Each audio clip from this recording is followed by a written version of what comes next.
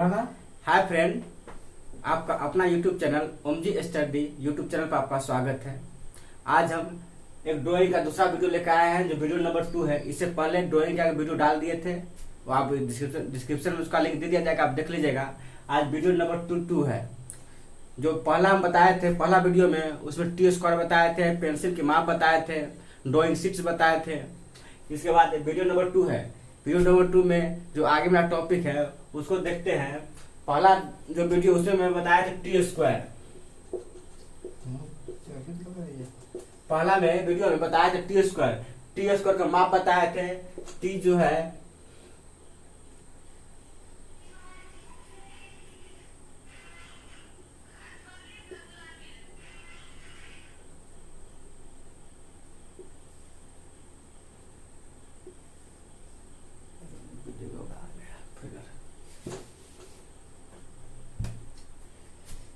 पहला वीडियो था T square.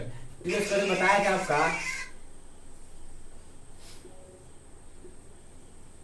ये टी है।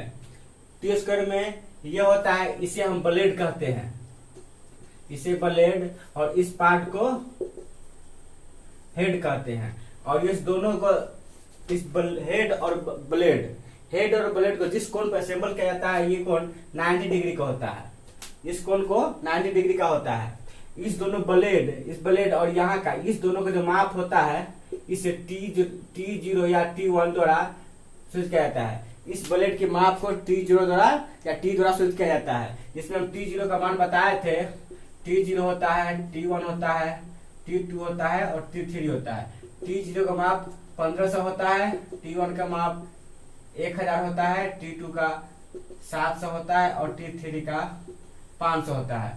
यानी कि इसका जो माप होता है, अलग अलग माप, तो T0 का होता है 1500, T1 का होता है 1000, T2 का 700 और T3 का 500।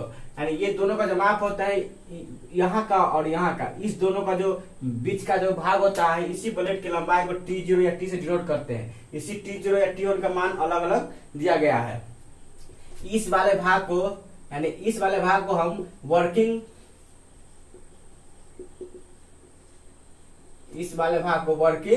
इर्ज कहते हैं, यानी कि कार्यकारी केंद्र कहते हैं इसको। यानी इस वाले भाग को वर्किंग इर्ज कहते हैं, कार्यकारी किनारा कहते हैं। तो ये हो गया हमारा टी स्क्वायर। टी स्क्वायर का यूज होता है जो T0, T1, T2, T3 में इसका माप अलग अलग तरह के होता है।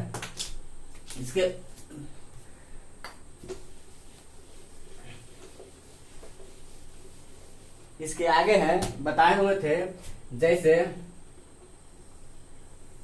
ये हो गया ड्राइंग बोर्ड, और इसमें ड्राइंग शीट को असेंबल किया जाता है, यानी ड्राइंग शीट को फिक्स किया जाता है। यहाँ क्लिप द्वारा इसको ड्राइंग शीट को फिक्स किया जाता है। इसी टी स्क्वायर का यूज जो होता है, यहाँ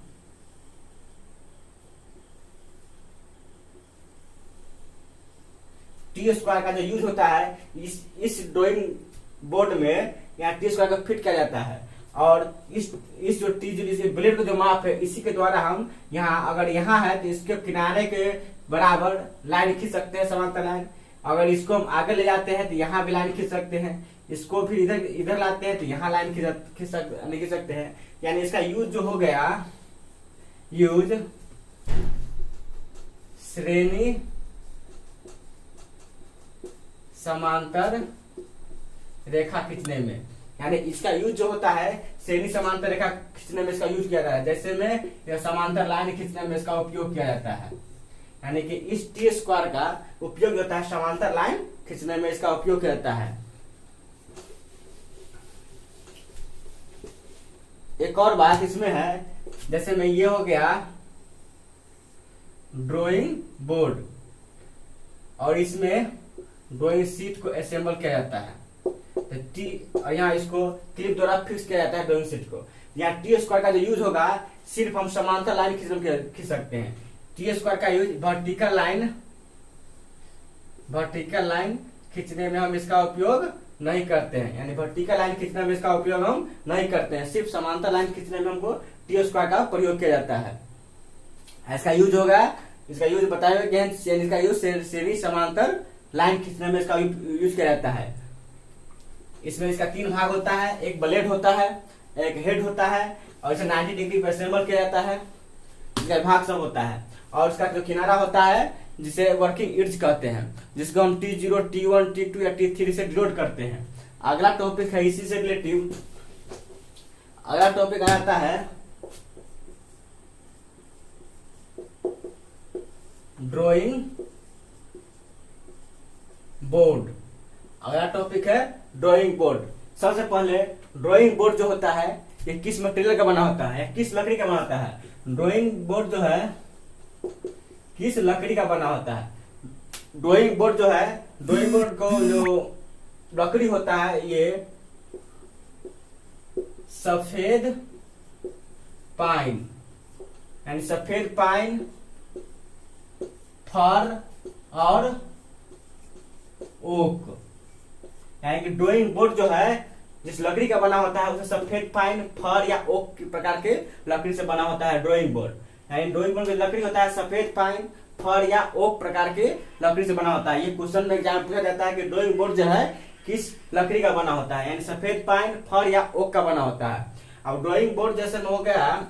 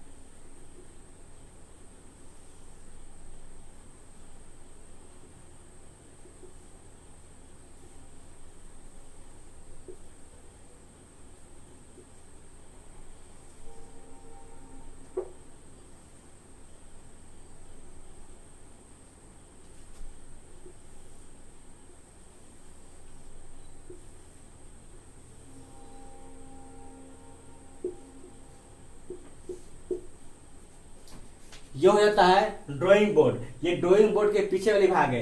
इस पीछे भाग इसको जो कहते हैं, इस भाग को ड्राइंग बोर्ड के ये इस दोनों जो भाग है इस भाग को हम कहते हैं स्ट्रिप्स। स्ट्रिप्स कहते हैं यानी पट्टियां। ड्राइंग वाले इस भाग को स्ट्रिप्स कहते हैं और इस दोनों भाग को इसे स्ट्रिप्स कहते हैं और इस दोनों भाग को बैटन कहते हैं।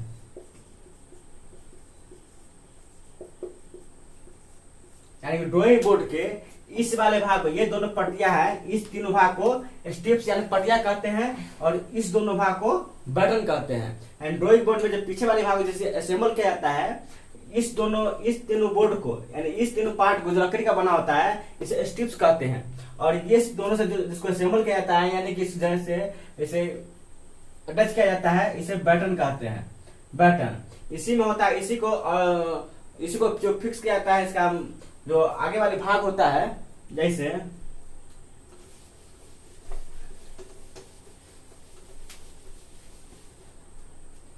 इसका आगे वाले जो भाग होता है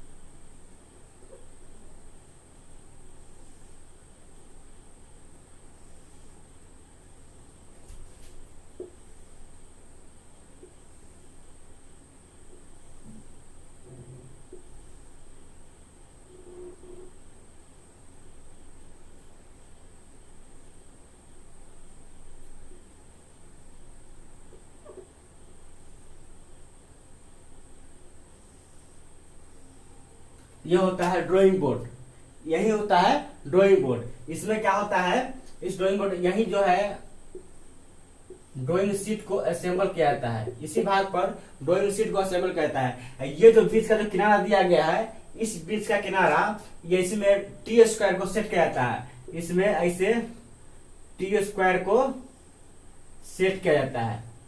टी स्क्वायर को यहाँ सेट करके और ड्राइंग का हम यहाँ ड्राइंग बनाते हैं। इसको इस प्रकार हम,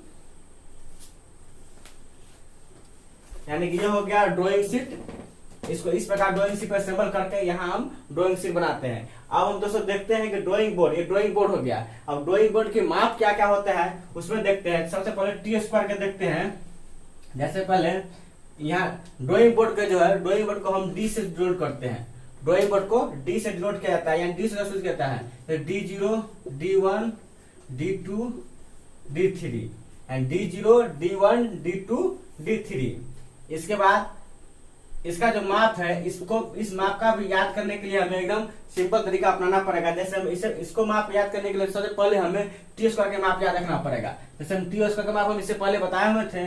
जैसे T0 होता है, T1 होता है, T2 होता है और T3 होता है। T0 का माप होता है 1500 और T1 का माप होता है 1000 और T2 का 700 और T3 का होता है 500।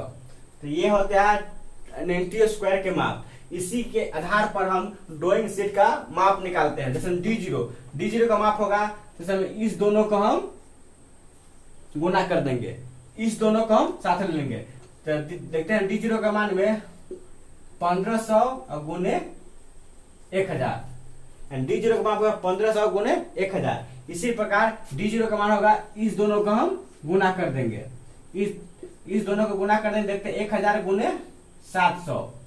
उसी प्रकार हम D2 का मान निकालने के इस दोनों को गुना कर देंगे, यानी 700 गुने 500। और D3 का मान निकालने के लिए इसे आगे नहीं है तो एक मान, इतना मान बताया, इसे एक मान और याद कर लेंगे, यानी 350। यानी कि हो जाता है यहाँ 500 गुने 350। यानी ड्राइंग बोर्ड का जो माप होता है, टी स्क्वायर का माप याद रखने से हमें ड्राइंग बोर्ड की माप ज्ञात हो जाती है। जैसे टी स्क्वायर का मान होता है T0, T1, T2, T3 का मान होता है 1500, 1000, 700, 500। उसी प्रकार इस दोनों को गुना कर देंगे, D0 में इस दोनों को गुना कर देंगे, 1500 गुने 1000, 1500 गुने 1000। इसी प्रकार D1 का 1000 गुने 700, D2 को 700 गुने 500 और D3 के 500 गुने 350। इस प्रकार याद कर लेंगे। ड्राइंग बोर्ड में एक और इसमें माप हो जाता है, इसका ऊंचाई भी दिया जाता है, मोटाई। एंड ड्राइंग बोर्ड का मोटाई भी इसके साथ हमें गुना किया जाता है। ड्राइंग बोर्ड का मोटाई भी इसमें ऐड किया जाता है। ड्राइंग बोर्ड की मोटाई के लिए हम दोनों में 25 से गुना कर देंगे। इसमें 25 से गुना कर देंगे, इसमें 15 से गुना कर देंगे। तो यही होता है ड्राइंग शीट का माप। यानी कि D0 का मतलब 1500 गुने 1000 गुने 25 और D1 का 1000 गुने 700 गुने 25। D2 का होता है 700 गुने 500 गुने 15। D3 का होता है 500 गुने 350 गुने 15। इस प्रकार ड्राइंग बोर्ड का जो है माप ज्ञात हो जाता है। इसके लिए हमें T0 का मान याद रखना पड़ता है।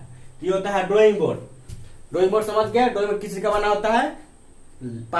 सफेद पाइन, ओक, फर, उसमें बैटर होता है, यानी स्ट्रिप्स वाले भाग को बैटर कहते हैं। एक स्ट्रिप्स होता है जिसे हम पटिया कहते हैं, इसे असेंबल किया जाता है। उसके बाद इसका माप होता है D0, D1, D2, D3 का, यानी इसे D जोड़ा डिनोट किया जाता है और इसका अलग अलग मान दिया जाता है। तो ये होता है ड्राइंग बोर्ड। देखते हैं ड्राइंग बोर्ड तो हम लोग देख लिए। अब इसका ड्राइंग बोर्ड का विशेषता क्या होता है उसके बारे में देखते हैं। विशेषता यानी ड्राइंग बोर्ड की जो लकड़ियां होती है उसकी विशेषता क्या है? विशेषता में पहला विशेषता में होता है ये मौसमी नहीं होना चाहिए, यानी कि ये सर्दी और गर्मी का प्रभाव इस पर नहीं पड़े, यानी इसमें गर्मी या सर्दी का मुक्त होना चाहिए, पहला विशेषता में। दूसरा विशेषता में आता है ये सॉफ्ट, यानी कि दूसरा विशेषता में ये सॉफ्ट यानी कि नरम लकड़ी होनी चाहिए। ये नरम लकड़ी होनी चाहिए, यानी दूसरा होता है सॉफ्ट यानी नरम लकड़ी होनी चाहिए। तीसरा में हो जाता है, तीसरा में गांठ, यानी कि लकड़ियां में जो गांठ होती है, गांठ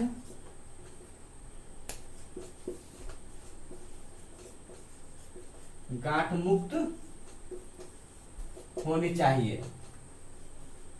दोस्तों देखते हैं, यानी इसका 3 विशेषता है। पहला विशेषता में देखा मौसमी, यानी मौसमी से मतलब हमको है कि सर्दी गर्मी इस सब का प्रभाव इस लकड़ी पर नहीं पड़े। दूसरी है सॉफ्ट यानी नरम लकड़ी होनी चाहिए। नरम का मतलब हो गया कि अंगूठा से दबाने पे वो चिपक सके, दब सके, ये तो नरम होनी चाहिए। तीसरा में हो जाता है गांठ युक्त, मतलब कि जो लकड़ियां होती है वो गांठ युक्त नहीं होनी चाहिए। तो ये होता है ड्राइंग बोर्ड की विशेषता माप जो आप लोग आज बताए हैं। दोस्तों अगर वीडियो अच्छा लगा हो तो चैनल को सब्सक्राइब जरूर कर ले, क्योंकि नेक्स्ट वीडियो ड्राइंग जो आएगा जिसका नोटिफिकेशन आपके पास जल्द से जल्द पहुंच सके, इसके लिए चैनल को सब्सक्राइब जरूर कर ले। लाइक करें, धन्यवाद। लाइक करें, शेयर करें, धन्यवाद, थैंक यू।